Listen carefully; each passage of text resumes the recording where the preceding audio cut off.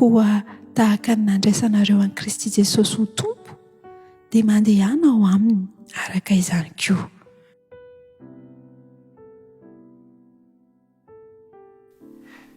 Miarabantsika re amin'ny fofeny fitiavana, feny fifaliana, atolotra ampitiavana ny fitahina sy ny fiadanan'ny tompo amintsika tsiraray avy manaraka ny fandaharana.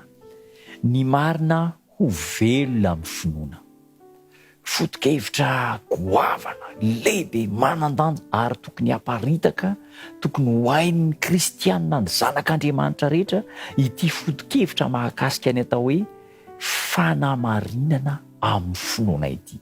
Amin'ny Kolosianina toko 4:1 zao ny ambaran'ny tenin'Andriamanitra. Koa tahaka ny nandraisanareo an'i Kristy Jesosy tompo dia mandehana ao aminy koa araka izany.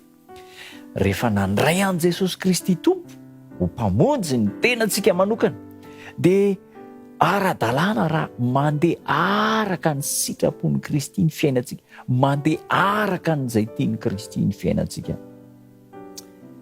Ahoana ary no atonga antsika handray an'i Kristy? Ahoana ny atonga an'i Kristy ho tafatoetra aty-pontsika? Araka ny fantatsika misoratra masina dia misy teny manao hoe mandondona ao am-baravarany fotsika Kristy ka raha mamono varavarana isika. Inona moa zany? Mihaino maheno ilay feon'i Kristy mandondona. Izany hoe Kristy zany efa te hiditra ao anatin'ny fontsika amin'ny alalan'ny fandiniana ny soratra masina, amin'ny alalan'ny teniny. Ka rehefa manomboka manokatra ny tenin'Andriamanitra vonina hiaino amaky ny soratra masina isika, izay no atao hoe manokatra ny varavaran'ny fontsika andraisana an'i Kristy. Ary tsy hoe manokatra fotsiny fa mandinika sy mandalina mahazo ny hevitry ny soratra masina, tsy arak'izay mety amintsika fa arak'izay hitondrahan'ny fanan'Andriamanitra antsika. Apetrao izao fanontaniana izao: ahoana no andraisantsika ny Kristy amin'ny alalan'ny fianarana ny teniny? Ahoana no hitoerantsika ao amin'ny Kristy? Ahoana no hitoerantsika amin'ny Kristy? Amin'ny fanaovantsika ny sitrapony izay rehetra ambarany ao anatin'ny soratra masina dia ataontsika. Zao ny ambaran'ny tenin'Andriamanitra amin'ny Hebreo toko 10:7. Ary ny oloko marina ho velona amin'ny finoana. Zava-dehibe zany an-dalan'ny teny zany. Ny oloko marina, ahoana ny tonga antsika ho marina? Amin'ny alalan'ny fanamarinana ataon'i Kristy. Amarinina isika lehilahy sy vehivavy mpanota ratsy tsy marina kanefa noho i Kristy dia amarinina isika. Ary izay fanamarinana ataon'i Kristy antsika izay dia raisina amin'ny alalan'ny finoana.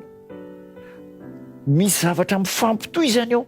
Ny tenin'Andriamanitra sokafantsika ny fontsika hidiran'i Kristy amin'ny alalan'ny tenin'Andriamanitra. Ary rehefa raisitsika Kristy amin'ny alalan'ny fiainoantsika ny tenin'Andriamanitra dia izy no manova antsika hanao ny sitrapony izay le hoe mitoetra eo amin'ny Kristy. Ny fiainantsika, ny mombantsika, ny fanao, ny fisainana, ny fiteny rehetra dia izao araka izay baikon'i Kristy.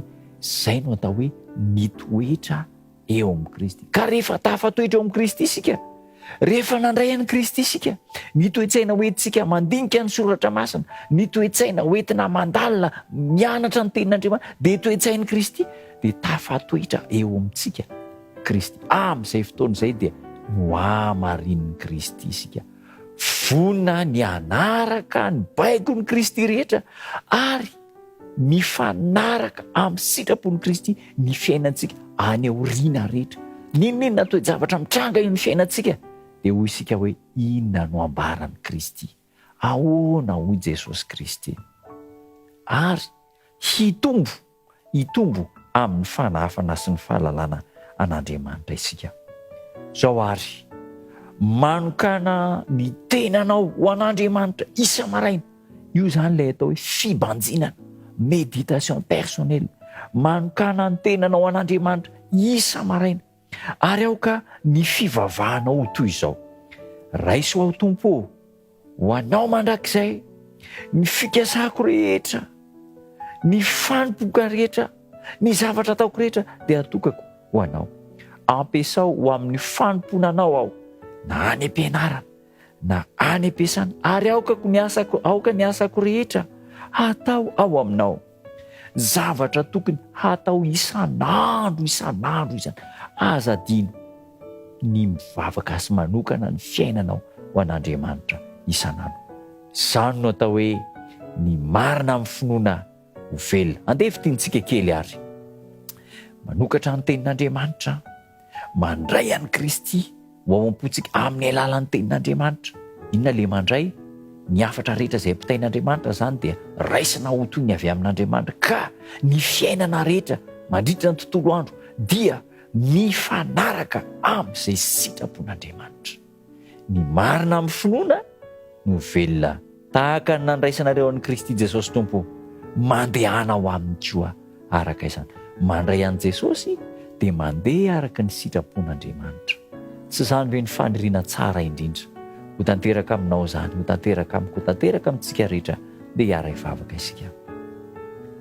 Jesosy Tompo, misaotra anao izay fa mandondonao amin'ny fonay ianao, ary izahay dia vonina hanokatra ny varavaran'ny fonay, hitoeranao ka ny vokatra dia handeha araka ny sitraponao, handeha ao aminao izay.